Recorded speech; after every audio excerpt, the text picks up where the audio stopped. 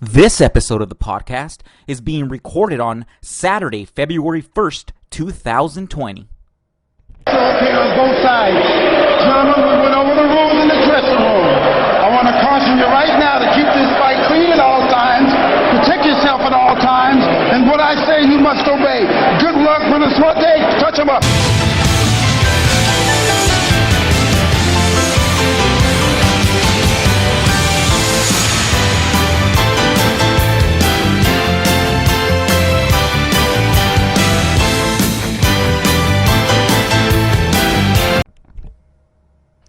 Hello, ladies and gentlemen.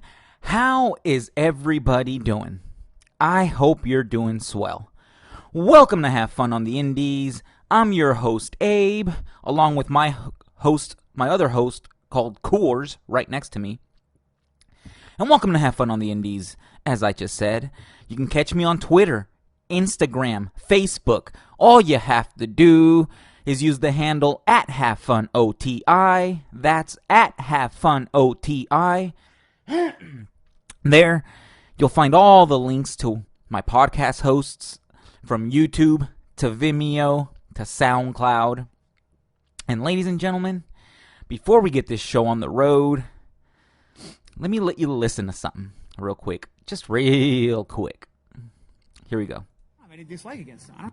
But what makes you hate MMA fans so much? I don't have any dislike against them. I don't have any dislike. It's a fact. They're the stupidest motherfuckers in sports. I feel bad for them. I don't have a dislike for them. I feel bad for them. Because the most dangerous kind of idiot is an idiot that thinks he's smart. And MMA fans, unfortunately, they think they have got it all figured out. They've got it all figured out in terms of what their opinion of a fight is and how all that other shit. So it's unfortunate for them, But I'm more intrigued by the crowd. I don't hate them. I'm more intrigued by their media because they have a media that makes them dumber because their media is probably dumber than the fans because the media, and then they listen to the media and they get even dumber.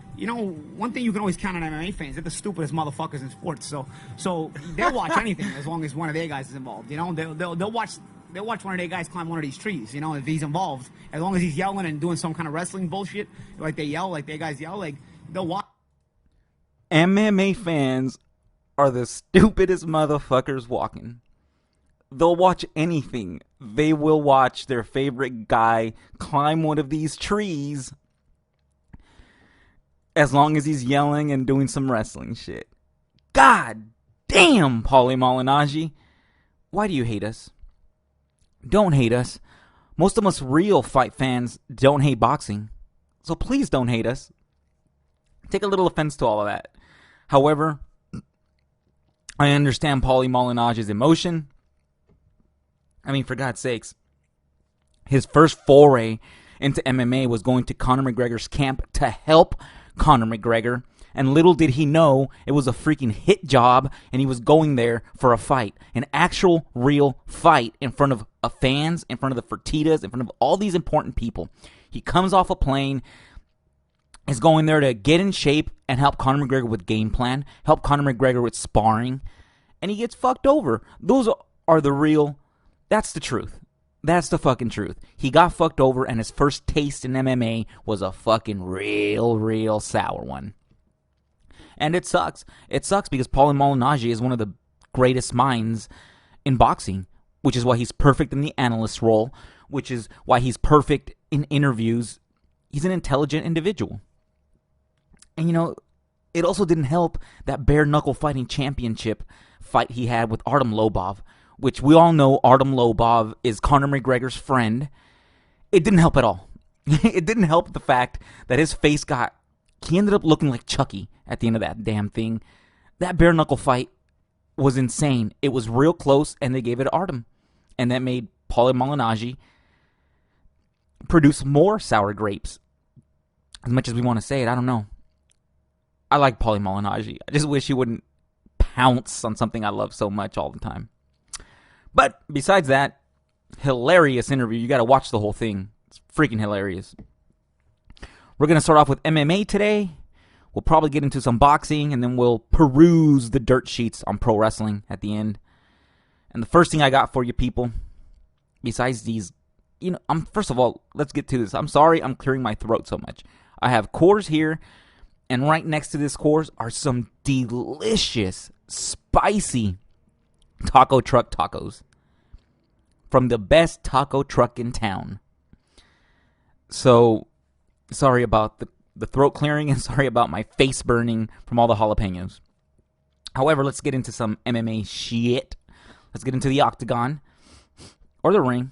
We've had MMA shows in rings, right? First things first.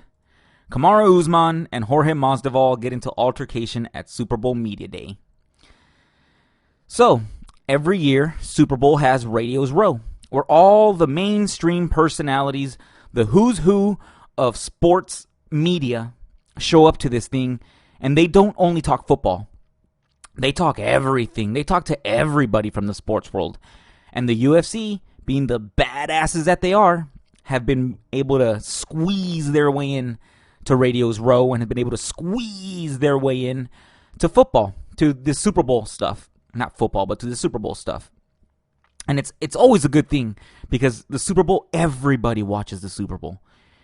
Even if you don't watch sports, you watch the Super Bowl.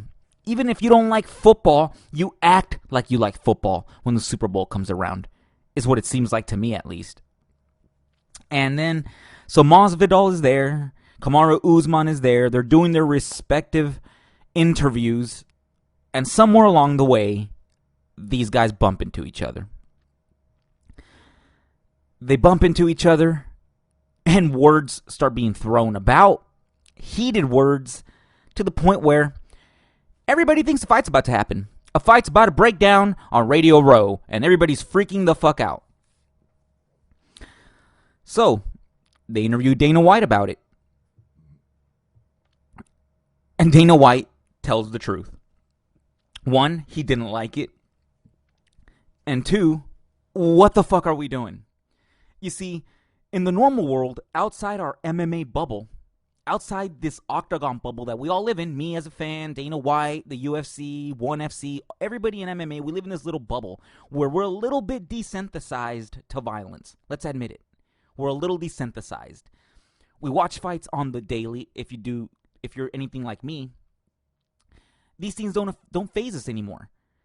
However, if you're going to go to a normal sport or a normal sporting event with normal media members who don't know much about MMA, with people who don't know much about MMA, you're going to sit there and you're going to pretty much get in a freaking fist fight, it's going to start freaking the people the fuck out.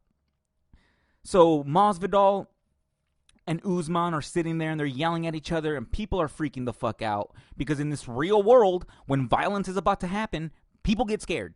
It's what happens in real life. People freak out when violence breaks out. So it was a bad look for MMA. MMA came off looking like that kid at the high school reunion who's trying to alpha everybody, because he's big and he knows how to fight. We looked fucking weird. And MMA looked awkward that night. Because the fact of the matter is, to this day, MMA is looked at as a primitive sport, whether people want to believe it or not. It's not as popular as baseball. It's not as popular as the NBA. It sure as hell doesn't get the respect the NFL does, even though it should. It sure as hell doesn't get the respect of the nation of all the media, that matters. It doesn't get any of that respect. They'd rather cover football. They'd rather cover baseball. They'd rather cover tennis and golf and Tiger Woods than they would rather cover MMA. MMA, at the end of the day, even though they're on ESPN and they're on these huge stations and they've made waves throughout the years, it's not there yet. It's not NFL yet. It's the mainstream media doesn't look at it as that kind of sport. And my computer's... The Justice Department acknowledges 24 emails reveals Trump thinking on Ukraine. For God's sake, stop showing me this shit, Microsoft. Sorry about that, folks. Anywho, it made MMA look kind of bad. It made MMA look kind of Bush League. However, we'll see what comes out of it. Because Dana White didn't like it, but he didn't hate it. Because a few days later, it's pretty much a done deal, ladies and gentlemen. Kamaru Usman and Jorge Masvidal will settle their differences in July. Here's some quotes from Dana White on the Jim Rome show, transcribed by Damon Martin at MMA Fighting. Those people always do great work. Here's what Dana White had to say. We're going to bring them to Vegas, White said during an interview with Jim Rome on Friday. Him and Usman will fight in Vegas, probably International Fight Week. If Masvidal wins, maybe we'll do his first title defense down here in Miami. Can you fucking imagine that? If Jorge Masvidal wins, they head over to Miami and his first title defense is there. It's going to be crazy. And let's all face facts. If he beats Usman, there's a big chance Colby Covington comes into the mix. With the history these two guys have, and the fact that they used to be best friends, and now they hate each other's guts, it's going to be crazy. And that's just assuming Covington's broken jaw is healed by then. So I'm sure they'll figure it out. But it's a crazy time. But you know what else is crazy?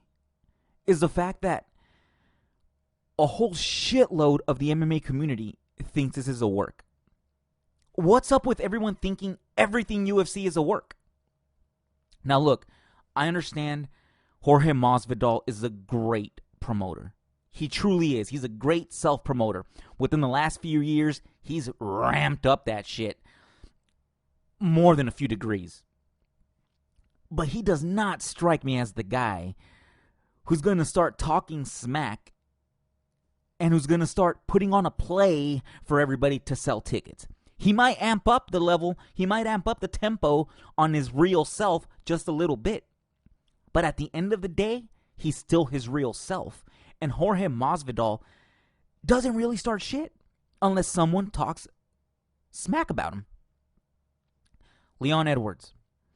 We all remember Leon Edwards, right? One of the best fighters in the UFC right now. So good, they're putting him up against Tyron Woodley, his biggest test, over in Europe.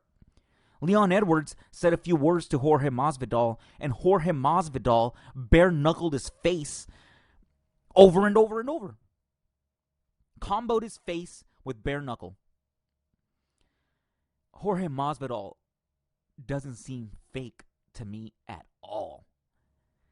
And Usman, really? We're going to question Kamaru Usman. He's the last guy to start doing fake shit. The last guy. The guy is humble. The guy is respectful when it needs to be to the opponents that deserve it. And the guy's just himself. The guy has come out on the Joe Rogan Experience, I think twice already. It was great. He doesn't need to put on these angles, these professional wrestling angles. He really doesn't. He's that good. He can talk on the mic. Back on when he was on The Ultimate Fighter at the beginning of his career in the UFC, maybe not so much. Now, with his actions and his words, he doesn't need that stuff. So it boggles my mind how everybody thinks this is contrived. It boggles my mind how anytime there is a grudge match now in mixed martial arts, people think it's an angle. People think we're in professional wrestling. I'm sorry to break it to everybody. I am so sorry, but this is not the WWE. Fans might think it's the WWE because all the big mouths get pushed. And I can see where the confusion comes from. McGregor, awesome talent, great fighter. Not sure if he's the greatest fighter ever. I know he's the best draw ever, but there's a big difference. Colby Covington, MAGA this, MAGA that. His promos took him straight to the White House. His promos took him straight to the White House with Donald Trump. So I could understand why people confuse the two sometimes. And hell, let's say it is a work. Let's just put it out there. Let's say it is a work. Now, I don't think it's a work. I think it's 100% real. It obviously is. It's a good old-fashioned grudge match. But let's just say it's a work. Out in Fantasyland, where all the marks like to hang out, let's say it's a work. If it's a work, we do understand that promos make emotions run high, right? Here, let me take a swig of this beer. Ah, delicious. So we do understand that when promos happened in professional wrestling, in angles, when angles happen, emotions run high. That's what makes professional wrestling promos cool. Because everybody's saying that this whole angle is just a professional wrestling thing and it's set up just like pro wrestling. Well, let's get to this pro wrestling thing. The reason why professional wrestling promos are cool is because they get emotions ramped up. They take you high, they take you low, and emotions get crazy. Hell, let's take a look at that Triple H CM Punk feud. Don't worry, this will take just a minute for all MMA fans that don't want to talk about pro wrestling. The CM Punk Triple H feud, they said everything in their promos. Triple H called CM Punk an indie-rific wrestler who puts too much stock in his own brand, who in reality, hey, CM Punk, if you had a microphone but you didn't have the WWE company behind it, would anybody even hear you? Remember that stuff? Oh, we remember CM Punk saying, hey, Triple H, have you ever said, well, I don't think he has what it takes to make it in the WWE when you're sleeping in bed with your wife. You don't think those things got people heated? Of course they did. It made those two guys want to beat the living hell out of each other. And they did. The match came, and they hit each other hard, and they put a lot of emotion and passion into it, and it came out well. But at the end of the day, Triple H and CM Punk went in that professional wrestling ring, and they took care of each other. They worked together to put on a great show, and that's what it is. They worked together. Their safety of their opponent is in mind in professional wrestling. If this whole Kamaru Usman, Jorge Masvidal thing is a work, well, let me tell you something. Those emotions are going to get ramped up. And at the end of the day, they're going to step foot inside a cage, and they're going to fight. And they're going to fight for reals. Those promos are going to get real fast. And they're going to hit someone in the heart, and someone's ego is going to get bruised, and punches are going to be thrown. Real punches. So, I'll reiterate again, I really don't think this is an angle. But if you think it's an angle, look at it this way. At the end of the day, they're going to fight for reals, and it's going to be insane. Because men who fight for a living have egos. Not always, but they have confidence, and they do have egos to be able to step foot in front of 10,000, 20,000 people and play punch face.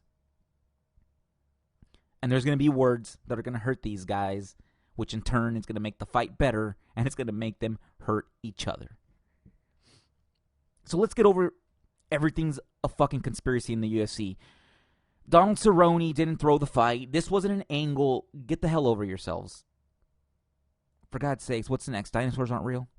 The earth is flat? Fucking lizard people are running the world? Come on. Let's get over this shit a little bit. And here's something kind of interesting for all you Conor McGregor fans out there. Conor McGregor is in the news again. And this time for being a bad man. And not bad in the way you think. Because the UFC 246 prelims give McGregor 4 of top 5 prelim numbers in the modern era. By Dave Meltzer over at MMA Fighting. For fuck's sakes, this guy is gone. This guy gets himself into legal trouble. This guy goes to boxing, loses to Khabib, comes back, and shatters records. Let's read this article, or parts of this article. Let's see here. The January 18th show did 1,767,000 viewers and was a top-rated show on cable in the key 18 to 49 demo, as well as the 18 to 34 demo. Fuck's sake. So 1,767,000 people watched Macy Barber and Roxanne Modafferi fight, which was a great fight. It was a great introduction to women's fighting if you've never seen it. Let's see here. The record for prelim viewership is UFC 194, which garnered 1,931,000 viewers for McGregor versus Aldo. Fuck. Second place was UFC 196, which was headlined by the first McGregor versus Nate Diaz fight. And that did 1,843,000 viewers for prelims, ladies and gentlemen. For freaking prelims. Only the UFC 200 prelims in third place cracked the top 5 without McGregor in the headliner.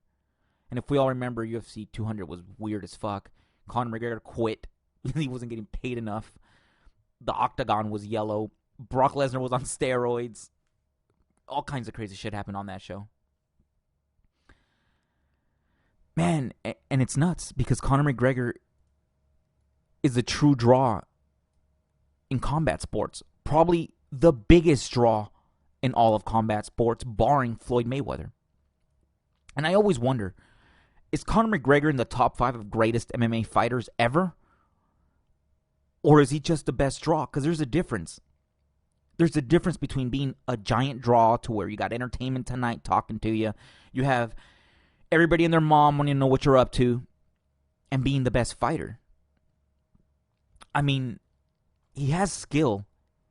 He's not a flavor of the month. He's fought the who's who in the UFC. The problem is he hasn't always won. But the people he's beat are no joke. Jose Aldo, Dustin Poirier, Nate Diaz, Eddie Alvarez, Max freaking Holloway. Yes, Max was young. They were both young at that time. They were both seasoned the same amount.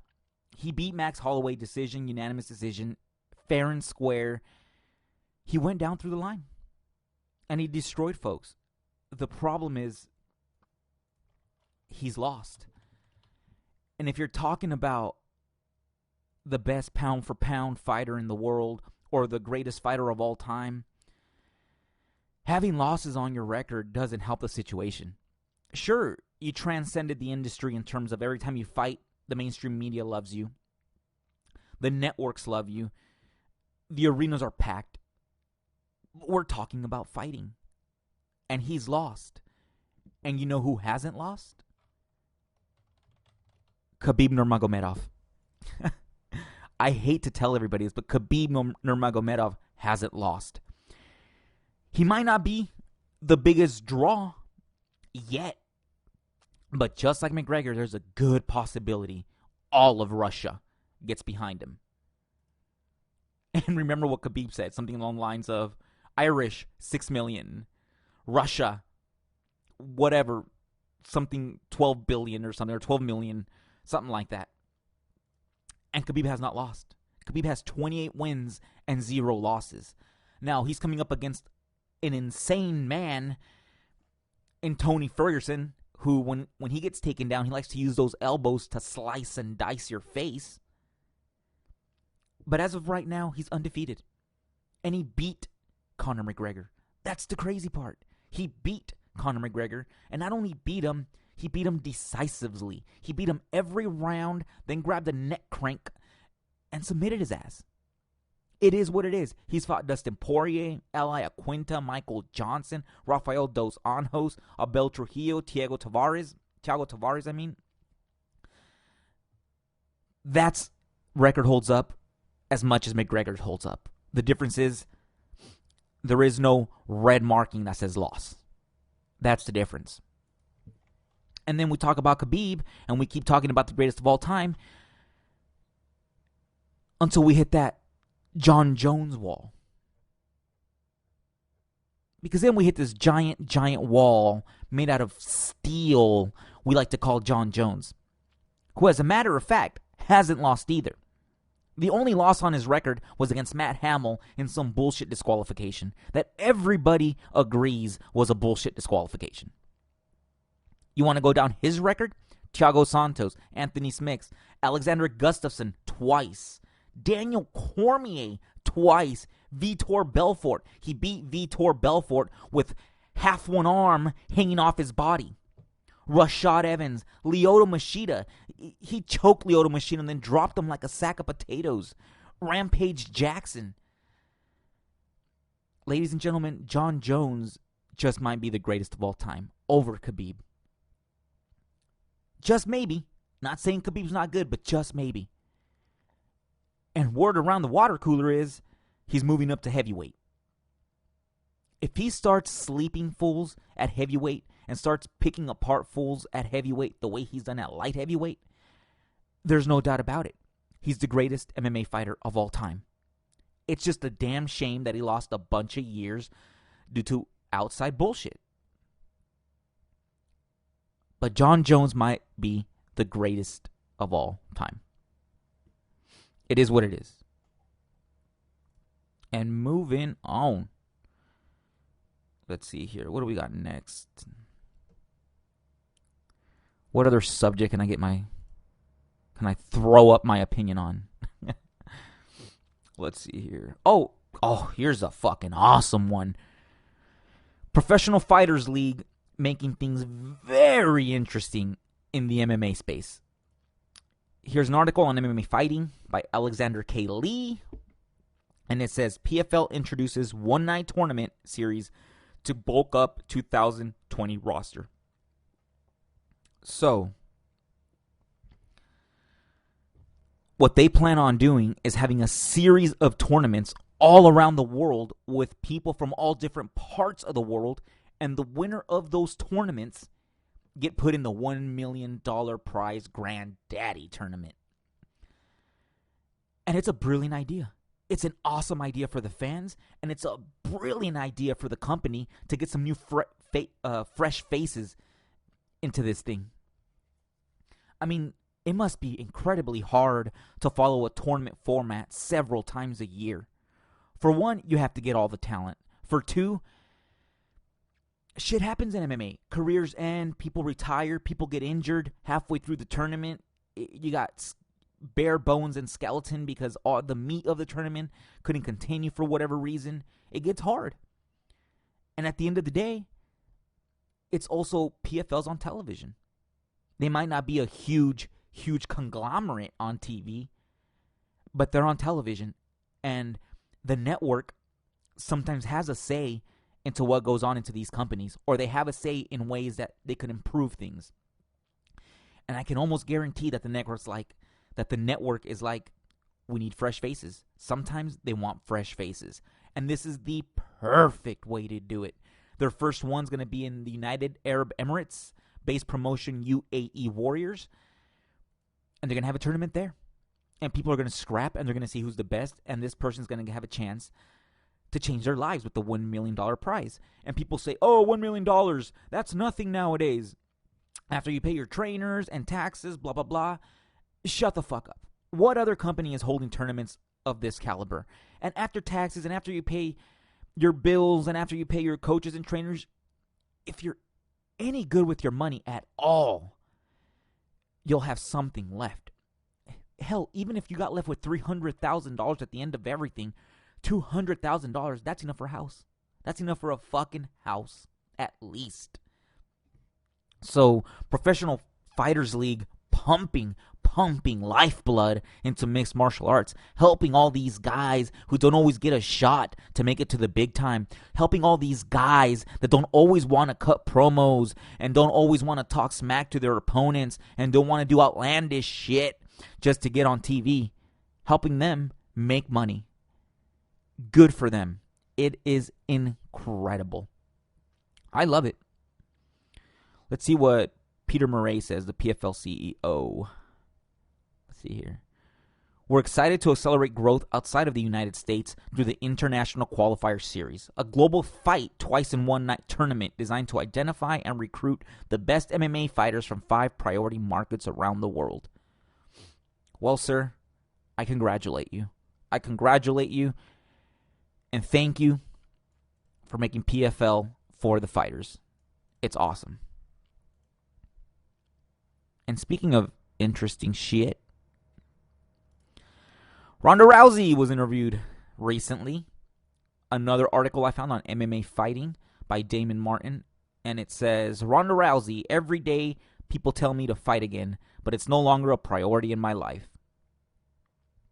And who the hell can blame her? Let's see what happens here. Let's read some of her quotes. Who can blame her? She did so much already. Let's see. There's not a day that goes by people aren't telling me to fight, Rousey said on her YouTube channel. I have to try and think of it as, would I rather be the greatest of all time or have everybody think I'm the greatest of all time? It used to be so important to me to have both, but now it's got to the point where I don't want to sacrifice myself and my family to prove that anymore to a bunch of people that don't give a shit about me. Well, I mean, that last part was a little rough. However, I know Rousey sometimes comes off a little weird at times. People criticize her too much for her attitude. But she's fucking right on this one. Everybody who wants her to keep fighting and thinks she didn't do anything in MMA and wasn't an icon in combat sports can go straight fuck themselves. And that's not an opinion. All you have to do is watch her body of work. Her and Cyborg and Miesha Tate, among other women,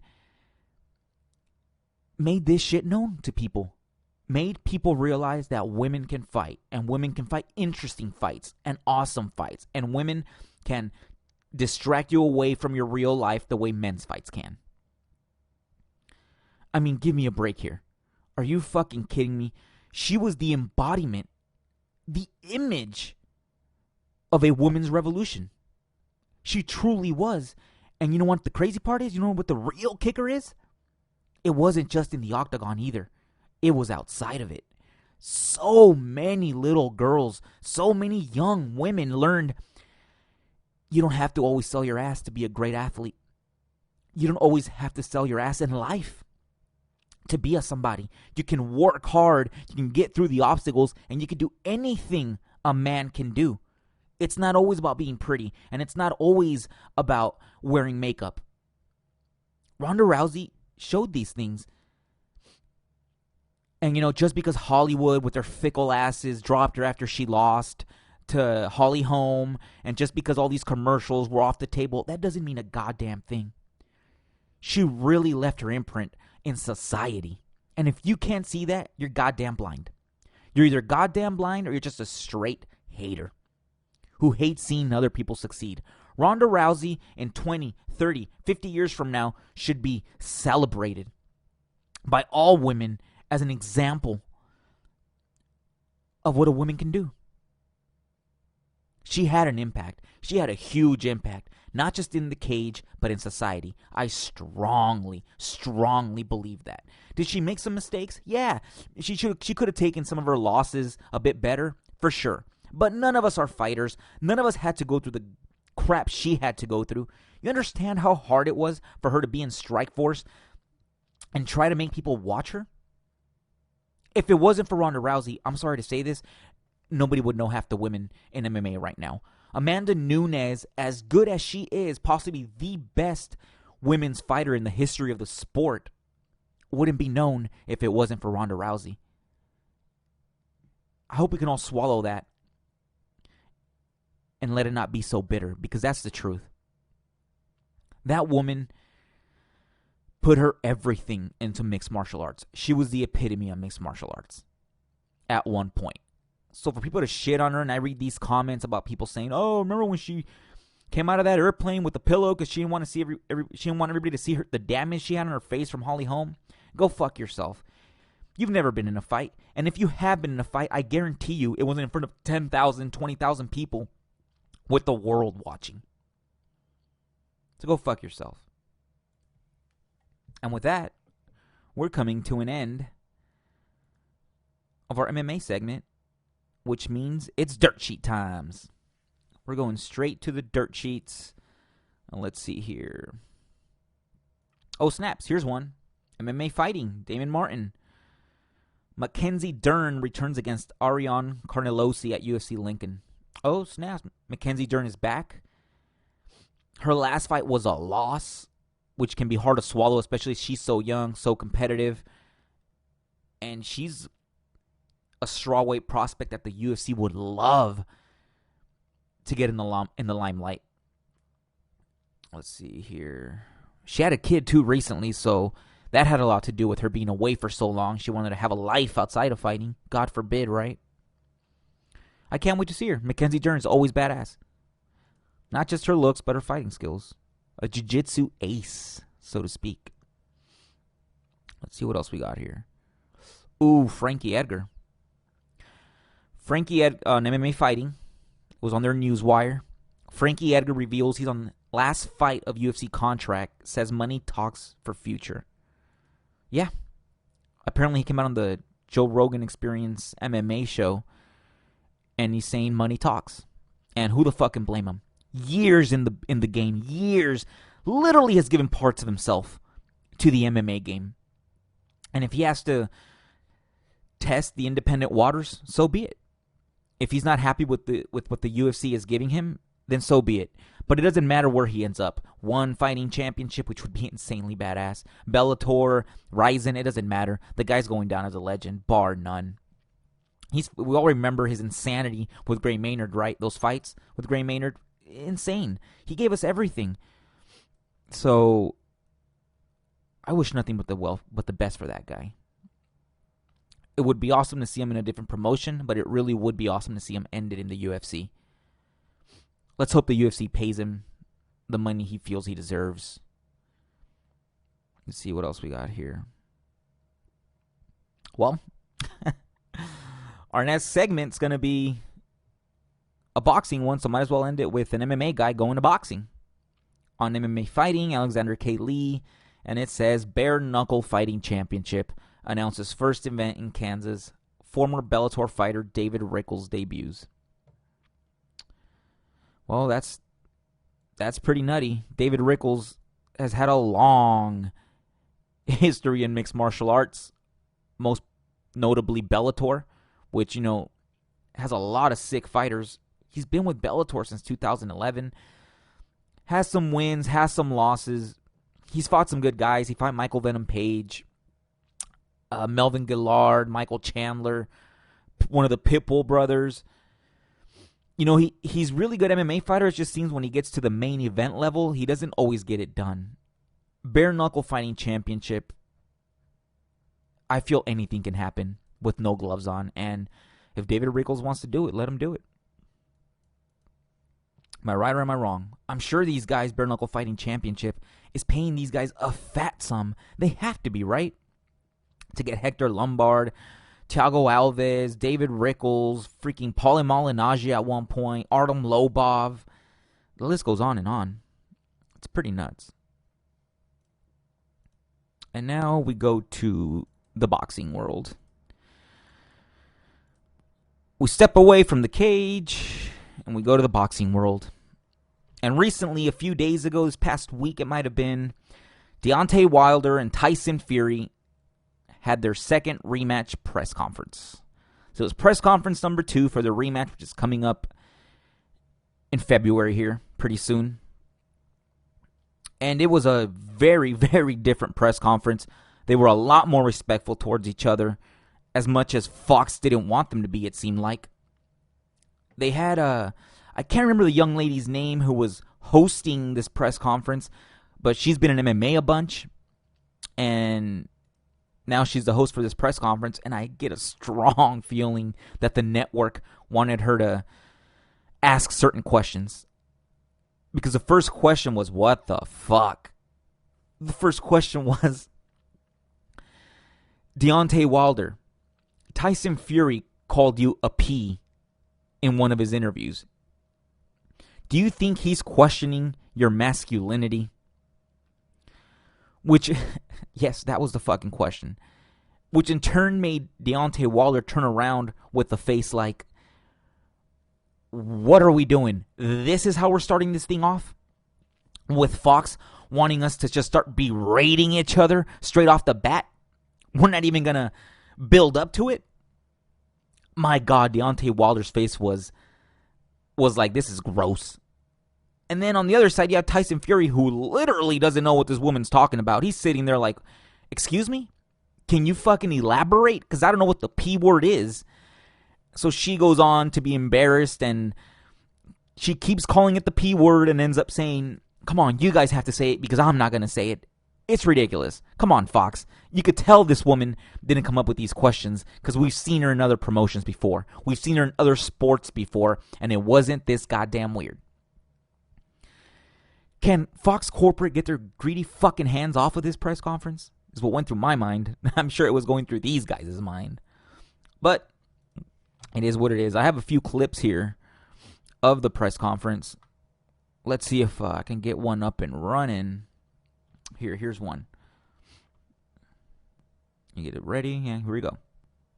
I felt that I needed to change, and I felt that I needed to get an edge. If anything's going to help me win this fight, then I'm willing. This is not personal between me and these boxing trainers, me and the cut man, me and the nutritionist. It's business, and if I think someone else is going to improve my business, then I'm going to bring them in. And I have. I brought in George Lockhart, the nutritionist.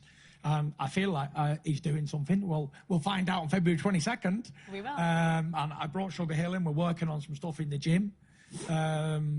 What else have I done? I brought in Stitch Duran. Obviously, I got a massive cut in my last fight, so yes. I need someone who's very experienced with the cut game.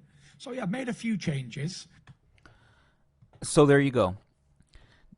Tyson Fury made a few changes to his camp, and everybody just piles on.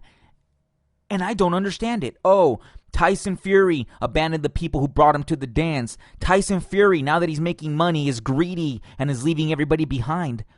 What the fuck are you people talking about? It's okay to change trainers and camps. That doesn't mean he abandoned anybody. It doesn't mean he changed camps and changed trainers because he hates the people he came up with. I am sure the people that he came up with learned a lot from Tyson Fury. And Tyson Fury learned a lot from them. Not just in the boxing ring, but outside the boxing ring. I'm sure they're friends. And even if they're not, they taught each other some real life shit. You don't go through a journey like Tyson Fury did and don't learn anything. Just because he leaves doesn't mean he's a douchebag. It's okay to leave. Sometimes you have to sacrifice in order to be the best in the world. And I feel that's all Tyson Fury is trying to do. He's touring the world, getting with the best trainers, seeing different outlooks on the boxing game. And he's on that journey, chasing the greatest of all time moniker. And you can't blame him for that. If you want to be the greatest of all time, sometimes you can't just train at home. It is what it is.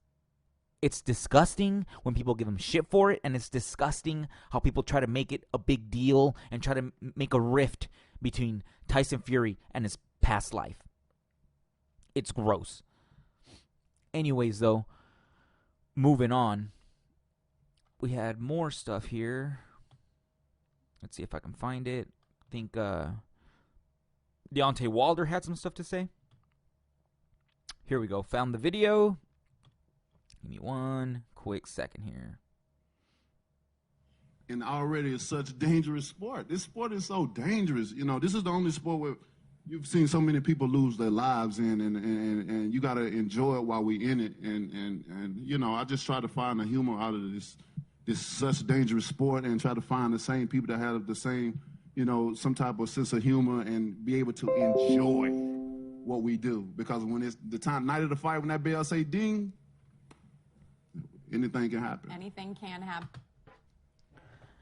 Damn, Deontay Wilder bringing up the fact that boxing has taken some bodies. And it has.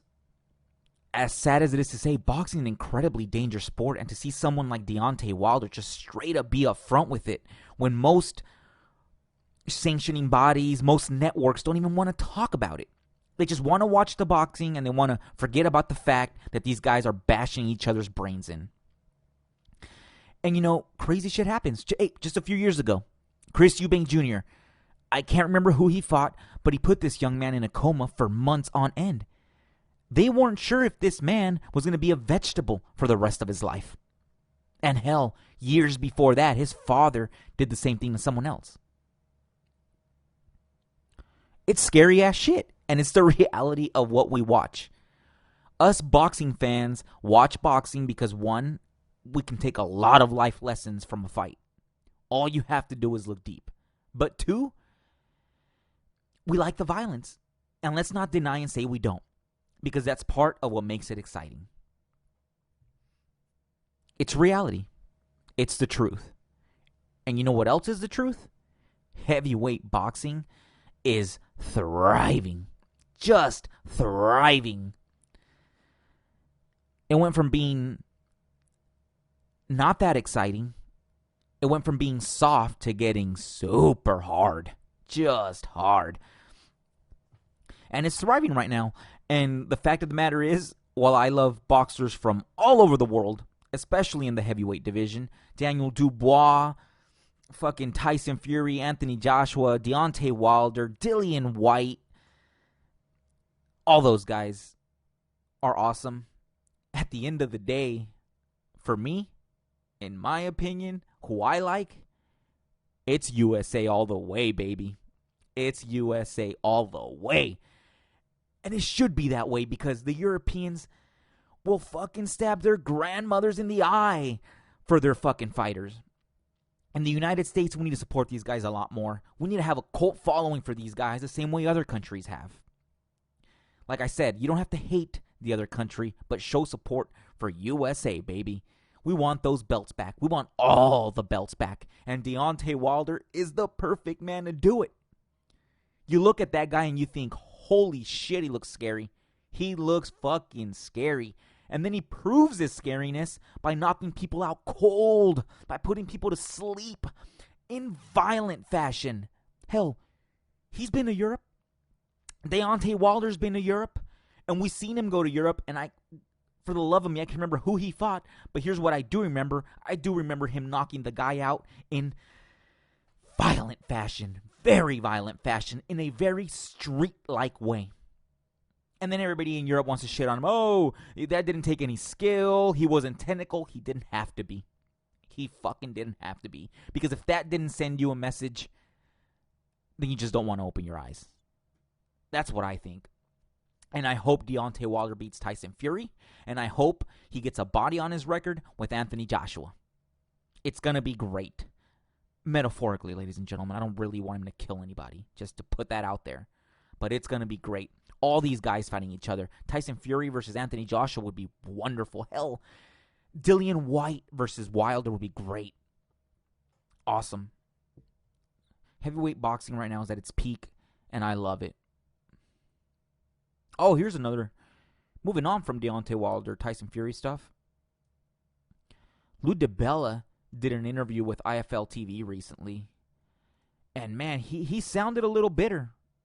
I'm not going to lie. He sounded a little bitter.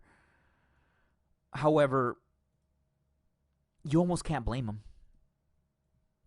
He's been in the boxing business for years on end. He was with HBO when HBO was the cream of the crop for all those years in the 90s. And, you know, he feels like he's getting the short end of the stick. He feels everything is being... He feels the boxing pie is being cut into pieces and you're only allowed to taste certain pieces and not everything. He wants to talk to everybody and make his fighters make the most money with whomever will put on the fight, whether it be ESPN, DAZN, PBC, it doesn't matter. However, the landscape is changing. The landscape is changing and it doesn't really work like that anymore. Let's see what he had to say. It was on IFL TV, which is a great boxing media company. And let's see what he had to say a little bit. I got a clip here. All due respect, too, even journalists now are working for one streaming service, sort of, or one universe of boxing or another. So even now you're seeing fighters appearing more on certain networks, fighters appearing more in certain publications. And everything is making the environment sometimes more difficult or challenging to make the biggest fights. I think people are honestly trying to make big fights, but when you're trying to make them within your own little kingdom, it becomes more complicated, doesn't it? See that right there? He makes a good point, but let's listen to a little bit more of his stuff. Let's see if I can find some stuff here. Because he had a couple of more things to say, and then we'll talk about this for a little bit. I'll talk about this, not we. I don't know why I say we all the time. I had a friend bring that up, and it's true. I don't know. I keep saying we like I have a double personality. Sometimes it freaking feels like it, but I'll get into it right now. Let's listen to a little bit of more stuff he had to say. You do a deal. I do a deal with a Bob Arum. It's not just Eddie Hearn. I want to be on DAZN. I do a deal with an Eddie Hearn. I want to be on ESPN for my fighter because it's the best place, the best fight to be made. And I have to do a deal with Top Rank, or I have to do a deal with Eddie, and then I'm co-promoting them. But then they're deciding the money. They're deciding the opponents. I don't have any undercard slots. I'm not being paid the same respect a normal co-promoter would make. And I have to sit there and act like I'm happy. damn, he's speaking from the heart right there. And he does make some really good points. He feels promoters should not be beholden to a certain network or a certain company, which I agree. However, the boxing landscape has changed, and you have to adapt or die. And it is what it is. Here's Steven Espinoza, who's from Showtime Boxing, with some quotes on this stuff. And you know Steven Espinoza knows fighting. He knows fighting, and we all know this because, quite frankly, he had a lot to do with overthrowing HBO and being the top boxing media outlet, to be honest. Here's a little blurb of what Steven Espinoza said. No one is beholden to a network. DiBella doesn't owe me his business, but at the same time, there is a consistent evaluation. Part of the calculation of who we do business with, part of it is who is loyal and who we believe does business in the right way with us. I was not happy that we put that much into Regis Prograis and he went somewhere else. And the man is speaking the truth. Sometimes you have to show your loyalty. With the way the boxing model is now, you do kind of belong to a network. And you have to show loyalty because, think about this. Showtime and Steven Espinoza put all this money into Regis Prograis, and then he takes off. So all that buildup that they put on him, he goes somewhere else, and someone else gets the money. I think Lou DiBella is going about this the wrong way. He's going to where the dollar is now. He's going for the biggest payday and now, instead of looking and thinking long term. He might make the same amount of money, if not more, if he thought long term and said, hey, you know what? It's not quite the exact same payday. But if I stick with these guys, if I stick with Showtime or DAZN or whomever, if I stick with these guys in the long term, it's going to benefit me. It's going to benefit me financially. And it's going to benefit me as a promoter because they're going to want to keep booking my guys. Hell, even Bob Arum has learned and moved along with the new business model. Bob Arum is all ESPN. And while he does try to work with other people, at the end of the day, he is an ESPN guy. And Bob Arum is a guy that you would figure would never want to adapt to something like this. He's super old school. Now, does this whole boxing being split up benefit the fans? Not really. I mean, let's be honest. It's going to make, as DiBella said, it's going to make our dream fights be very, very hard to make. Just look at that Deontay Wilder, Anthony Joshua stuff. Anthony Joshua's on DAZN. Deontay Wilder's Al Heyman and PBC. And DAZN offered him $100 million for 3 fights. 2 Anthony Joshua fights and I think a Dominic Breazeale fight. But Deontay Wilder thought to himself, wait a minute, $100 million sounds very tasty. However, long term, I can probably make more money with Al Heyman. I could probably make more than $100 million with Al Heyman as long as I'm patient and work. It's crazy. It sucks for Lou DiBella, and I understand his bitterness. Especially after the fact that he stopped working with Deontay Wilder after he set up that meeting with DAZN. But hey, you have to move on. You know, Bob Arum moved on, and he's still in the game very strong. Oscar De La Hoya is kind of starting to move on. I've seen his people work with all kinds of companies too. He does have the biggest draw in boxing right now in Canelo, the guy that draws the biggest numbers. And he's moved on. And then you have Eddie Hearn, who was just sitting there, simmering in Europe, just waiting for his opportunity to show the world what he can do. Eddie Hearn was putting on some of the best fights in Europe for a long time before he came to the United States, for a long time before he started getting popular on YouTube and all this social media. Very long time, and he sat there, and him and Anthony Joshua sold out stadiums all over the world, 60,000 people, 50,000 people, And finally, DAZN came and said, hey, Eddie, come in bed with us. We'll make you feel good. We'll make you feel as good as a high, expensive, high-class hooker. And Eddie Hearn took the deal. And Eddie Hearn is a DAZN guy now. And it's helping him. It's helping him tremendously to be a DAZN guy. He gets to bring his brand of boxing over to the United States. It's awesome. Because European boxing sometimes doesn't get the credit it deserves. Even when they put on crazy, crazy shows. Anyways, adapt or die. And like I said earlier, even Bob Arum did it. Who you would figure would be the last guy to want to bow down to the new business model of boxing.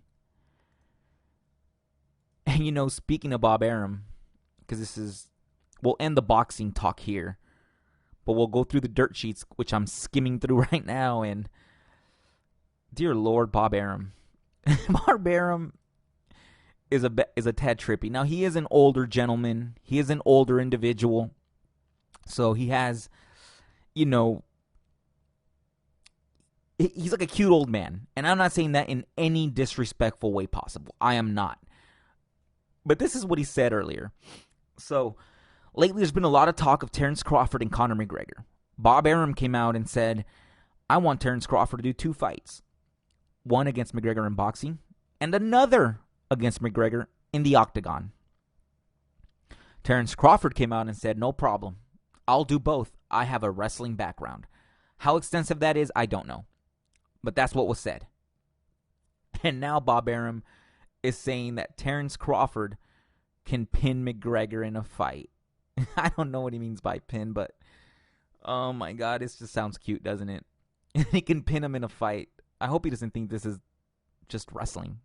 Because in MMA, when you get pinned, people start raining elbows and punches to your face. Just saying.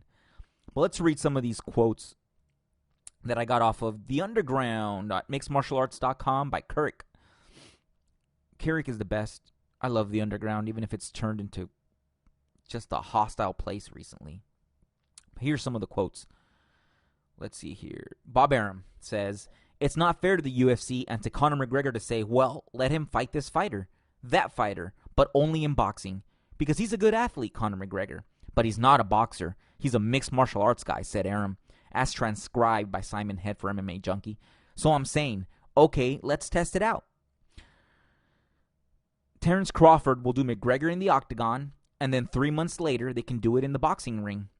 The octagon would be first because I don't want them to think we're playing around.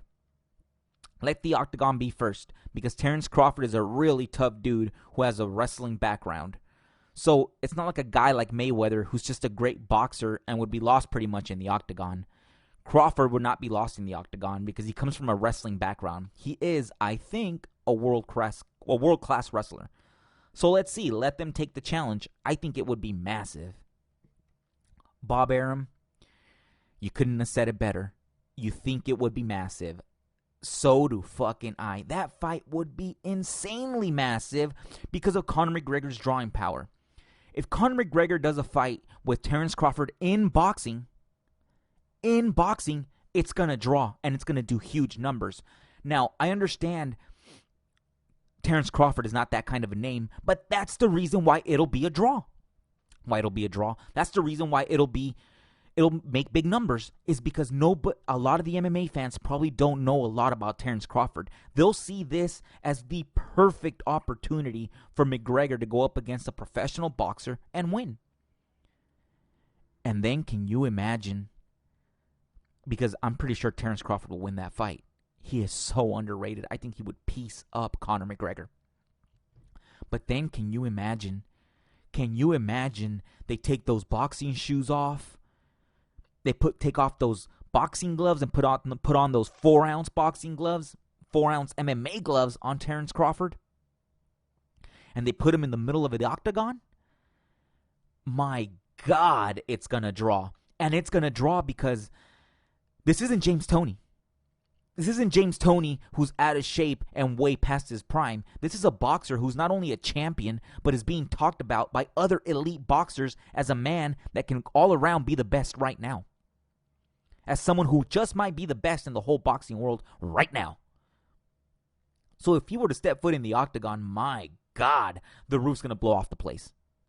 And it's going to be entertaining. Now, here's a hypothetical.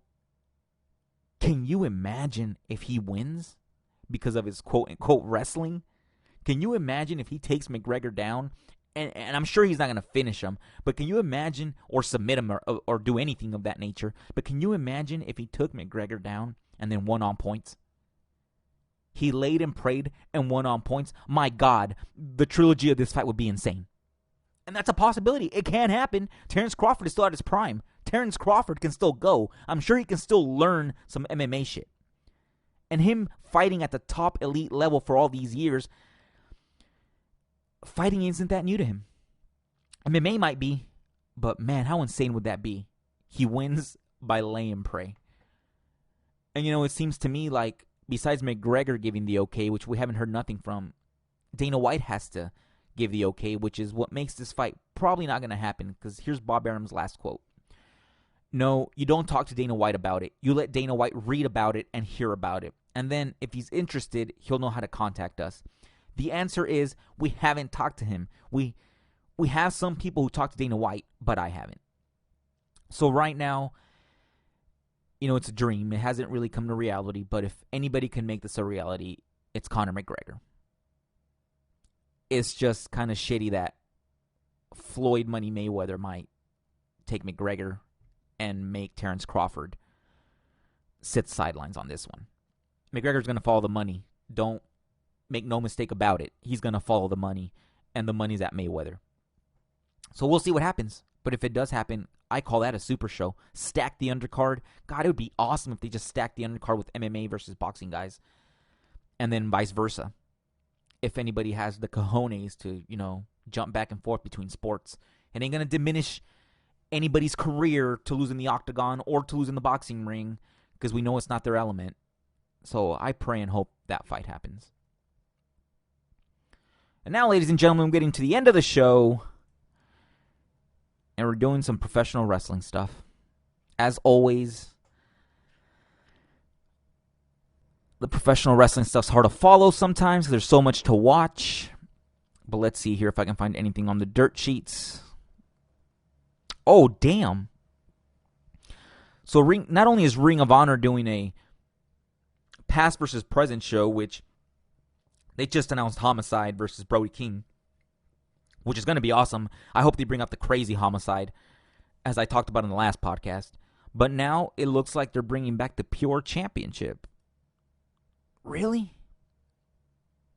Let's see here. Here's an article by Mike Johnson on PW Insider. A tournament to crown the first Pure champion in nearly 14 years begins with first-round matches at Pure Excellence in Columbus, Ohio on Friday, April 10th, and Pittsburgh on Saturday, April 11th. God damn. AJ Styles beat CM Punk in the tournament final to become the first Pure champion.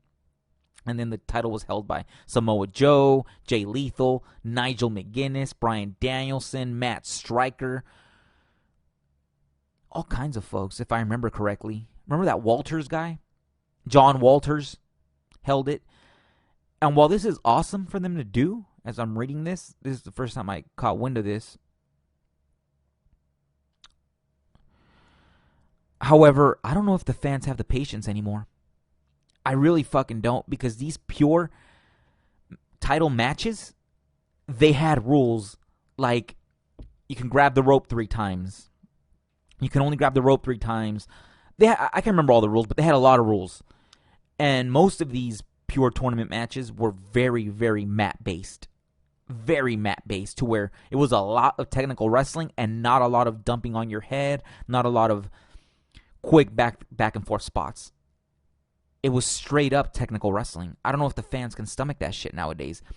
The fans seem to have some sort of ADD where every other minute they want some crazy promo that insults everybody, or some crazy spot that ends up with some guy half dead on the ground from a move.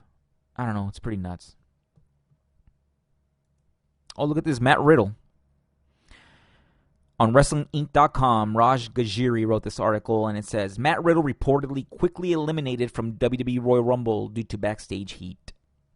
Well, I mean, I've heard a lot about this guy having backstage heat. Apparently, he doesn't have too much backstage heat because just a little while ago, he just won the tag team titles on NXT. But he was eliminated pretty quickly in the Royal Rumble. He lasted less than a minute and came in at number 23. Let's see what they had to say about this guy. As reported earlier, Riddle had a verbal confrontation with Brock Lesnar before the Rumble last Sunday. Of course he did. Fucking hell. That's right, I read about this, and something along the lines of Brock Lesnar went up to him and told him, shut your mouth, I'm never going to work with you, so cut it out. And I know Matt Riddle was an MMA fighter, but guess what? So was fucking Brock Lesnar. And Brock Lesnar will destroy Matt Riddle in a real fight. Let's just end that there. For anybody that has any questions on that. But also, what the fuck is up with Matt Riddle? He talks shit on Goldberg, talks shit on Brock Lesnar, said some things to Chris Jericho a while back, if I'm not mistaken. What is wrong with this guy? I feel like he's trying to do what you have to do in MMA to put yourself over. In MMA, you can just randomly talk shit about somebody, and if it gains steam, the fight happens. The press conferences happen, and the money happens. But hey, buddy, has it not been beaten into your fucking bro-ish head yet? This is professional wrestling. That's not the way it works, stupid. Here, you have to tell people what the fuck is going on. You can't just go and start blurting shit out at your own whim. Come on, man. You're in a different arena now. Get with it. It's insane to me. Wow. And look at this story. Apparently, Matt Riddle at one point got pissed off because all the NXT wrestlers filled up all their cars with talent, and they had no room for him, which is something I feel they did on purpose. And Riddle replied with, this message is for all the pieces of trash, hags, and whatever other word you want to call them that couldn't give me a ride today because their cars were too full with so much talent. I hate you all. You're garbage. Bye. And then Tommaso Ciampa responded, the boys shall police themselves, a.k.a. go fuck yourself. That's hilarious, because that's the way it is. Matt Riddle has to understand that you work with these people. You can't just talk shit to these people without there being some sort of agreement that it's going to be an angle. You work with these people, and I've heard that forever. It's as old as time itself, where the boys police themselves. And you piss off all the boys, you're going to be the scrub of the locker room. And I'm sure Matt Riddle doesn't like it, but quite frankly, Matt Riddle needs to get with the fucking program, in my opinion. Let's see here. Let's do one more article on pro wrestling here. Wow, again, the Revival reportedly requests WWE release again by Mark Middleton at WrestlingInc.com. Well, fuck. Holy shit, they want out. They've been wanting out, I guess. Let's see here. It was reported in May of 2019 that both superstars turned down new 5-year contracts said to be worth $500,000 per year. Which at the end of the day, after 5 years, it would have made them goddamn millionaires. But they didn't take those contracts. Jesus Christ. WWE really doesn't want them to go to the competition, do they? Let's see here. They've been in a few things. They've been at WrestleMania pre-shows. Even though they lost their titles to Zack Ryder and Kurt Hawkins on the kickoff pre-show at WrestleMania? What the fuck? You're going to take the best tag team on the planet and do that? I completely forgot about that. I don't know what this is. It could either be the Revival truly does want to leave and they want to be let loose and they want to do whatever the hell they want it is out there in the wrestling world, out there in the independent wrestling world that's thriving right now, or they're negotiating. They're being smart and they're negotiating for more money. Because for the first time in many and many a decade, you can negotiate with WWE and you don't have to take the scraps that they sometimes feed these people. You can say, hey, you don't pay me what I'm worth? I'm going to go to Tony Khan and see what I'm worth. Or if one company doesn't want to give me that much money, I can make all that much money by working for various companies. New Japan, MLW, AAA. The list goes on and on. Good for them. Good for them for wanting to better themselves, and good for them for making more money, and good for them for wanting the tag team division to be the way it was when the Rockers were in it, when the Hart Foundation was in it, when Demolition, the Road Warriors, Harlem Heat. Good for them for wanting to bring some respect back to the tag team division. I think that's it, ladies and gentlemen. Let's see here. Yep, I think that's it. Ladies and gentlemen, thank you for joining my drunk ass on this podcast. This has been Have Fun on the Indies. I'm your host, Abe, and I hope we'll see you next time.